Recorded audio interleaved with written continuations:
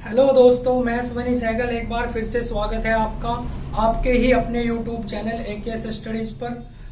Student, जैसा कि आप सब जानते हैं कि हमने अब जो टॉपिक लिया हुआ है वो कोडिंग डिकोडिंग किया है। मतलब अब हम रीजनिंग पढ़ रहे हैं। मैथ को हमने कुछ एक दो दिन के लिए स्टॉप किया है। इसके बाद हम ये टॉपिक पूरा करने के बाद कोडिंग डिकोडिंग का, इसके बाद हम क्या करेंगे, वापस से मैथ का कोई नया चैप्टर शुरू कराएंगे। ठीक है, तो मैथ की भी आपकी तैयारी लगातार चलती रहेगी। और अगर आपने अब तक हमारी मैथ की सारी वीडियो नहीं देखी तो पहले वो वीडियोस देख लीजिए, तब तक आपको भी टाइम मिल जाएगा।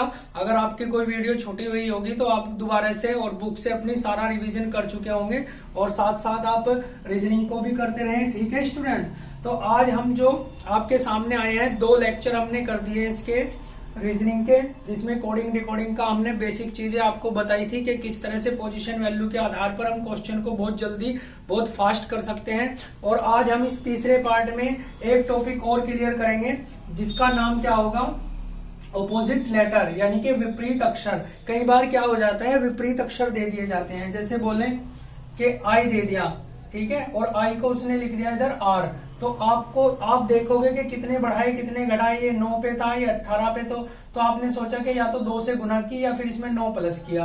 लेकिन कई बार क्या होता है स्टूडेंट, वो अपोजिट ही दे देता है, क्योंकि आगे भी वो ऐसे दे देगा, ए को जेड लिख देगा, है ना, इस तरह से दे देगा। तो फिर आपको समझना पड़ेगा कि यहाँ पर अपोजिट लेटर की बात हो रही है, विपरीत अक्षर की बात हो रही है, ना कि कुछ घटा और बढ़ा रहा है। तो यहाँ पर ये बहुत इंपॉर्टेंट हो जाता है, इसलिए हम आज इसको डिस्कस करेंगे। इसके बाद वापस से फिर हम क्वेश्चन लगाएंगे, इसके अपोजिट के भी उसमें होंगे, और जो हमने पोजीशन वैल्यू याद करी है अब तक वो सारे मिक्स होकर आपके सामने क्वेश्चन आएंगे। तो ठीक है स्टूडेंट, चलिए शुरू करते हैं हम। तो अपोजिट में आपको क्या याद रखना है, केवल एक छोटी सी ये पोयम है जो आपको याद रखनी है। ठीक है, बहुत इजी तरीके से आपको, जैसे आपको पोजीशन वैल्यू याद हो गई थी, ऐसे ही आपको अपोजिट लेटर जो है वो भी याद हो जाएगा। ठीक है, तो अब आप एक चीज देखिए, अगर आपके साथ कुछ भी हो जाए, हल्का सा कुछ भी आपकी लाइफ में होता है, तो आप एकदम से बोलते हैं उफ। क्या बोलते हैं? उफ। ठीक है, तो याद रखना है उफ। उफ का मतलब यू एफ, यानी कि इसका अपोजिट ये होता है और इसका अपोजिट ये। यानी अब कभी कहे कि यू का अपोजिट क्या होता है, तो आपको पता होना चाहिए एफ है, उफ। ठीक है, बाय लव, उफ बाय लव, क्या? उफ बाय लव, उफ बाय लव। जैसे ही आप 2 बार बोलते हैं तो आपको अब तक पता चल गया कि अगर मैं पूछूं ओ का अपोजिट तो आपको पता है एल है, एल का अपोजिट तो आपको पता है ओ है। क्यों? क्योंकि आपने एक वर्ड पढ़ा लव, बाय भी है ना, बी का अपोजिट क्या है? वाई। अपोजिट का मतलब ये है कि ए से लेके जेड तक, ए अगर इधर से पहले पे है तो वो उधर से लास्ट पे है, तो इधर से पहला ये है, उधर से पहला वो है। बी की बात करूं तो ये दूसरे नंबर पे, वाई की बात करूं तो ये उधर से दूसरा। तो इसका मतलब इसका अपोजिट ये समझा जाएगा और इसका अपोजिट ये समझा जाएगा। ठीक है ना। अगर मैं सी की बात करूं तो इसका अपोजिट एक्स होगा, जितने नंबर पे इधर से ये है उतने नंबर पे उधर से वो है, तो अपोजिट का मतलब ये है। ठीक है स्टूडेंट, तो आपको क्या याद रखना है, उफ बाय लव, यानी कि यू का उल्टा एफ, बी का उल्टा वाई, और लव आपको सबको अच्छे से पता है। ठीक है, तो आप क्या करोगे, एल का उल्टा ओ, यानी कि इसको तोड़ लोगे आप। लव को पूरा नहीं, आपको समझना तो लव ही है पूरा, लेकिन इसको आप दिमाग में ही अपने इमेज बना लोगे कि LOVE, लव LOVE, थोड़ा स्पेस के साथ, है ना, ताकि आपको पता रहे कि एल का उल्टा ओ और वी का उल्टा क्या होता है, ई। ठीक है, तो अब एक चीज और याद रखनी है, शर्ट, SHIRT, शर्ट मैंने क्या होता है जो आप पहनते हैं, शर्ट। ये टी शर्ट है जो मैंने पहनी है, तो शर्ट। ठीक है, और साथ में जोड़ देना है गेज। देखो हमें ट्रिक बनानी पड़ती है स्टूडेंट, ताकि हम, और आपकी अगर बुक आप कोई फॉलो करते हैं तो बुक में भी ये चीजें लिखी रहती हैं, लेकिन थोड़ा हमें समझाना पड़ता है ताकि आपको इजी वो सारी चीजें समझ आ जाए। तो आपको क्या याद रखना है, केवल उफ बाय लव हो गया, उसके बाद आपको शर्ट की स्पेलिंग आनी चाहिए, SHIRT, शर्ट।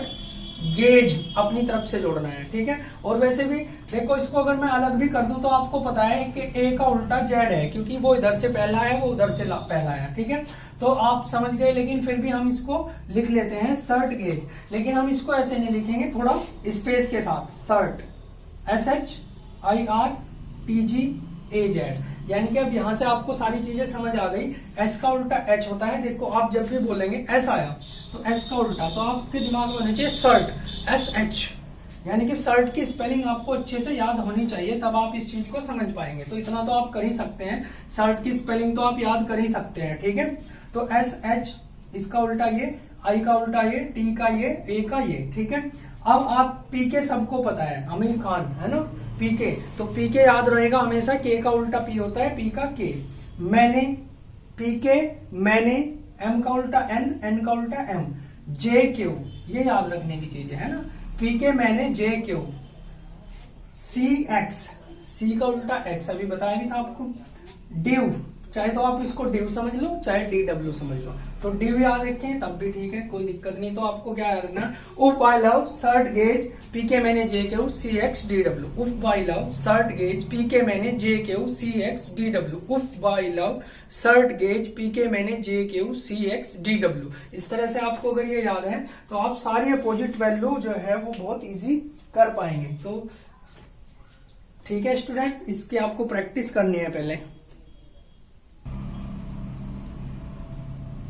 इसे समझने के बाद स्टूडेंट अब कुछ क्वेश्चंस की बात कर ली जाए। पहला क्वेश्चन देखते हैं हम अपोजिट में ही। देखो आपके पास जो क्वेश्चन आएंगे वो भी मिक्स आएंगे, ठीक है ना। आपको दोनों चीजें याद रखनी है, अपोजिट वैल्यू भी याद रखनी है, पोजीशन वैल्यू भी, कैसा भी क्वेश्चन आ सकता है। तो अब आप एक चीज समझिए, S E Q U E N C, sequence को देखो उसने क्या लिखा है, H V J F V M X V. तो अब आप यहां से देखो, हमेशा आप सबसे पहले जब भी आप क्वेश्चन करने जाएंगे तो आपको ये देखना है कि कहीं अपोजिट वैल्यू का तो यूज नहीं किया। अगर अपोजिट वैल्यू का यूज किया है तो आप डायरेक्ट लगा देंगे, नहीं तो उसके बाद आप फिर देखते हैं। देखो अगर ये एस है और एस ना होकर यहाँ पर टी लिख देता तो हमें पता था कि एक बढ़ाया है, या फिर आर लिख देता तो हमें पता लग जाता था एक घटाया है, ठीक है। लेकिन अगर उसने एस की जगह एच लिख दिया तो आपको एकदम दिमाग में पहले ये रखना है कि एस का अपोजिट तो एच होता है, तो ये तो अपोजिट की बात कर रहा है। ई का अपोजिट तो वी होता है, ये भी इसकी बात कर रहा है, अभी याद किया आपने, ठीक है ना। उफ बाय लव सर्ट गेज पीके मैंने J Q C X D W, ऐसे याद किया। तो वही चीज आपको ध्यान रखनी है, ठीक है। तो क्यू का अपोजिट क्या होता है, जे होता है, जे क्यू, है ना। तो इस तरह से आपने देखा, उफ यू का अपोजिट एफ, तो ये सारा जो है वो क्या दिया हुआ है, अपोजिट दिया है, तो हमें इसका अपोजिट लिख देना है। तो सी का एक्स, ठीक है, एच का एस, अभी याद रखना था S H I R T के साथ जी और ए जेड, यानी कि सर्ट की स्पेलिंग आपको अच्छे से याद आनी चाहिए थी। तो अगर आपको सर्ट की स्पेलिंग याद है तो आपको पता है एस का अपोजिट उसने अगर एच लिखा है तो एच का अपोजिट क्या होगा, एस। अगर ये इसका अपोजिट है तो इसका अपोजिट ये होगा, तो यहां लिख देंगे एस आई, ठीक है, आई। देखो सर्ट की स्पेलिंग बहुत इंपॉर्टेंट है student, S H I R, S H I R, तो आई का आर, ठीक है, लव, एल ओ ओ, ड्यू, अभी बताता ड्यू है ना, ड्यू डी डब्ल्यू है ना, ड्यू डब्ल्यू, तो आर, जैसे आई का आर हुआ ऐसे आर का क्या हो जाएगा, I. Love, L O V E, E है तो इसका मतलब वी, एन का एम एन एम, ठीक है। तो इस तरीके से आपको अपोजिट जो है वो करने हैं।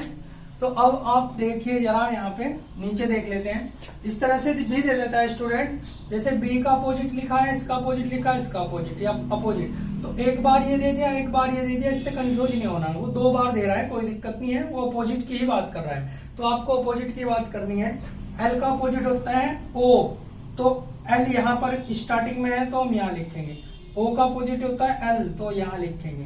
बी का अपोजिट होता है ई, तो ई लिखेंगे, और ई का अपोजिट होता है वी, तो वी लिखेंगे, यानी कि इस तरीके से ओ एल ई वी लिख लेंगे, है ना। तो यहाँ से आपको अपोजिट, ये क्वेश्चन भी हो गया।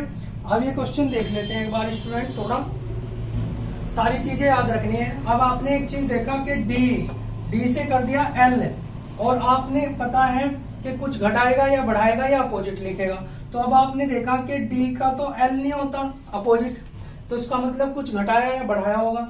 तो कितना घटाया बढ़ाया, ये 4 पे है वो 12 पे है, 8 प्लस करें, आप ऐसा सोचेंगे, ठीक है। ओ कितने पे है, 15 पे, 15 8 कितने होते हैं 23, तो W, ठीक है। इस तरह से आप देखते हैं U कितने पे है 21 पे, देखो यहाँ भी 8 ही प्लस हुए 21 पे, 21 से कर दिया उसने कितना Y, तो 21 25, यहाँ 21 है तो इसका मतलब इसमें 4 जोड़े, तो ऐसा थोड़ा होगा स्टूडेंट, किसी में 8 जोड़ेगा, किसी में 8, किसी में 4, ऐसे नहीं, ठीक है। तो आपको एक चीज याद रखनी है, आपको ये चीज देखनी है कि अगर मैं इसको थोड़ा ध्यान से देखता हूँ, ये थोड़ा टाइम कंज्यूमिंग क्वेश्चन है स्टूडेंट, बहुत ध्यान से देखना आपको पड़ेगा इसको। देखो अगर मैं इसको यहाँ लिखता हूँ DOUBLE डबल, ठीक, और इसको लिखा है LWYFVO, तो यहां से आपको जल्दी समझ आएगा।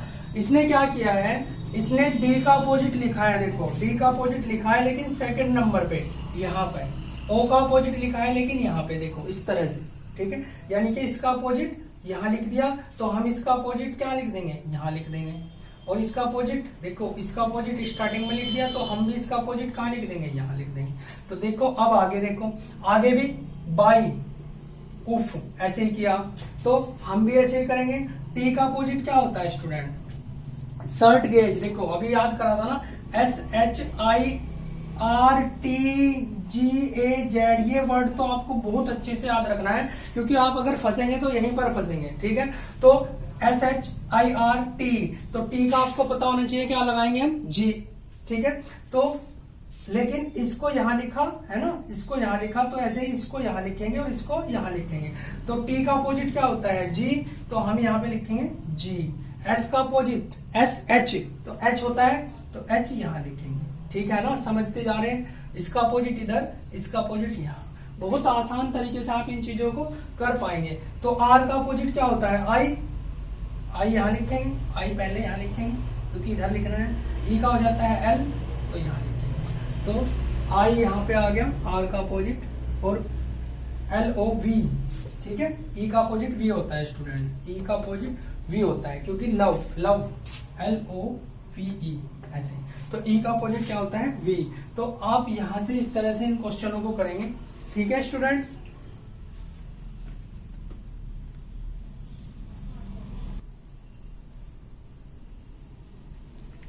इसके बाद ये कुछ क्वेश्चंस हैं स्टूडेंट, 4 क्वेश्चन हैं, ठीक है। इनमें ये क्वेश्चन इंपॉर्टेंट है, आपको इसका कमेंट बॉक्स में इसका आंसर भी देना है स्टूडेंट, ठीक है, ताकि मुझे भी पता चल जाए कि कितने स्टूडेंट इन चीजों को पढ़ रहे हैं, ठीक है। तो आपको ये क्वेश्चन सारे क्या है, आपका होमवर्क है, खुद से करने हैं, ठीक है स्टूडेंट।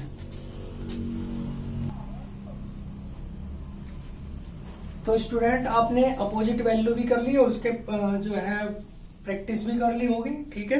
तो अब हम क्या करेंगे, क्वेश्चन मिक्स चलेंगे, उसमें कहीं पर अपोजिट भी आ सकता है और जो अपनी पोजीशन वैल्यू याद है वो भी चलती रहेगी, ठीक है स्टूडेंट। इसका एक पार्ट और आएगा स्टूडेंट, तो ये इसलिए बनाए गए हैं स्टूडेंट आपके लिए 4 पार्ट, नहीं तो एक बार में दोनों चीजें बताकर भी एक वीडियो में फिनिश किया जा सकता है। लेकिन आपको पता है, आप अगर पेपर्स में बैठते हैं तो आपको पता है कि कोडिंग डिकोडिंग एक ऐसी चीज है, अगर ये आपकी स्ट्रॉन्ग नहीं है तो इसके बेसिस, तो आप क्वेश्चंस जो है बहुत मुश्किल हो जाते हैं करने में, और इसके बेसिस पे बहुत ज्यादा क्वेश्चन एग्जाम में पूछे जाते हैं। ये तो यहाँ पर आ रहे हैं, इसके बाद ऐसे दे देता है EF है ना, ST करके, इसको ये लिखा है, फिर इसको एक बार है और एक बार और एक फिर दे देता है, इनमें विषम बताओ, है ना, इस तरह के, या फिर इसको दे देता है E को लिखा है इसने EG और फिर इसको ऐसे लिखा। तो इस तरह से काफी सारे क्वेश्चन, मतलब जब आप देखते हैं पेपर्स में तो बहुत सारे क्वेश्चन इसके बेसिस पे आते हैं, वो सारे कोडिंग डिकोडिंग के बेसिस पे ही हल हो पाते हैं। तो अभी ये क्वेश्चन और देख लेते हैं, ठीक है स्टूडेंट। तो देखो GRAIN ग्रेन है, इसने ग्रेन को क्या लिखा है, ये लिखा है। तो अब आप ये देखेंगे कि यहाँ पर तो कुल 5 ही वर्ड है और यहाँ पर बहुत ज्यादा वर्ड हो गए, तो ऐसा क्या हुआ। अब तो हम ये भी नहीं कह सकते कि इसको अपोजिट लिख दिया, है ना, या फिर हम ये नहीं कह सकते इसमें इतना बढ़ा दिया या घटा दिया। तो हम यहाँ पर बहुत ध्यान से फिर आपको ये चीजें देखनी है स्टूडेंट कि इसने क्या किया। ये 7 है, देखो अगर आपको पोजीशन वैल्यू याद है, ये 7 है, ये 6 है, ये 8 है, देखो ये 18 है, ये 17 है और ये 19 है। अगर ये आपको दिख रहे हैं तो 2 से ही देख लेते हैं, इनसे ही देख लेते हैं। तो आपने एक चीज देखा कि इसने 7 को 6 लिखा और 8 लिखा, यानी कि बीच में कहीं 7 रहा होगा, यानी कि उससे एक पहला लिखा एक बाद का। ऐसे ही 18 को उसने 17 लिखा और एक 19, इसका मतलब 18 बीच में रहा होगा। तो इसी तरीके से यहाँ पर भी तो हुआ होगा स्टूडेंट। तो अब हम यहाँ पर क्या करते हैं, अब देखिए हमें ये पता चल गया कि उसने इससे एक पहला लिखा है एक बाद का। तो इससे पहला क्या होता है, जेड। ये चीजें आपको पता है। जो स्टूडेंट आज पहली बार इस वीडियो को देख रहे हैं तो पहले वो पार्ट 1 और पार्ट 2 देखें। रीजनिंग की बात अगर मैं करूँ तो अगर आप मैथ सीखना चाहते हैं तो आप प्लेलिस्ट में जाकर हमारी सारी मैथ्स की वीडियो वहां पर पढ़िए, वहां से देखें, ठीक है।